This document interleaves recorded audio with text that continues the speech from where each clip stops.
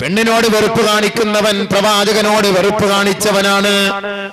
പ്രവാചകൻ പറഞ്ഞു, മൻകാനത്ത് ലഹു ഉൻഫ, ആർക്കെങ്കിലും പെൺമക്കൾ ഉണ്ടായിട്ട് ഫലം യഅ്ദിഹാ, ആ പെണ്ണിനെ അവൻ കുഴിച്ചു മൂടിയില്ല. ഫലം യുഹിൻഹാ, ആ പെണ്ണിനെ അവൻ നിന്ദിച്ചില്ല.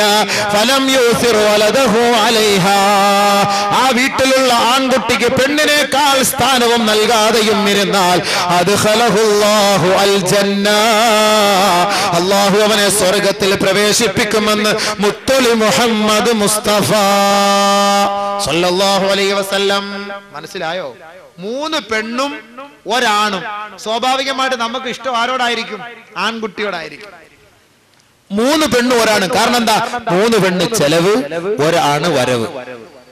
അപ്പൊ പ്രസവിച്ച ഉടനെ ചോദിക്കും നാട്ടുകാരെ, ഡേ നമുക്കുള്ളതാണോ വല്ലവർക്കും ഉള്ളതാണോ എന്നറിഞ്ഞാൽ എന്റെ അർത്ഥം എന്താ? പെണ്ണാണെങ്കിൽ വല്ലവർക്കും ഉള്ളതാണ്, ആണാണെങ്കിൽ നമുക്കുള്ളതാണെന്ന് അർത്ഥം. അതുകൊണ്ട് പ്രസവിച്ചോണ്ട് ഡേ നമുക്കുള്ളതാണോ വല്ലവർക്കും ഉള്ളതാണോ? അവൻ പറയാ അളിയാ വല്ലവർക്കും ഉള്ളതാണോ.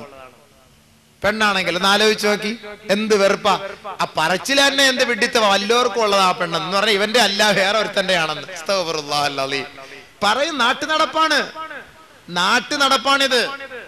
പെണ്ണിനോട് എന്താ ഇത്ര വെറുപ്പ്?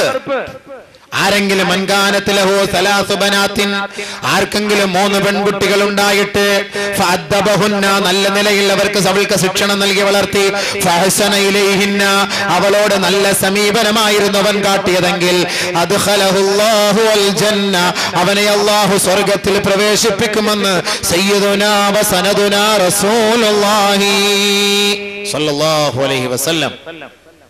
3 പെൺകുട്ടികൾ, 2 പെൺകുട്ടികളെ കുറിച്ചും പറഞ്ഞു, 1 പെണ്ണിനെ കുറിച്ചും പറഞ്ഞു.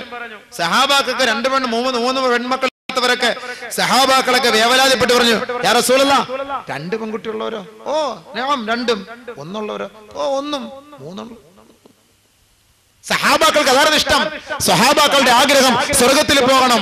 പെൺകുട്ടികളെ നല്ല നിലയിൽ വളർത്തി കൊണ്ടുവന്ന് പഠിപ്പിച്ച് അൽഹംദുലില്ലാഹ് ദീനി ദുനിയവി വിദ്യ നൽകി അവർക്ക് നല്ല ഒരു ചെറുക്കന്റെ കൈക്ക് പിടിച്ച് സാലിഹായ നിലയിൽ അവരെ കല്യാണം കഴിച്ചു കൊടുത്തു. നല്ല റാഹത്തായ ജീവിതമാണ് അവർ നയിക്കുന്നത് എങ്കിൽ അൽഹംദുലില്ലാഹ് വാപ്പാ നിങ്ങളുടെ ഉത്തരവാദിത്വം പൂർത്തിയായി.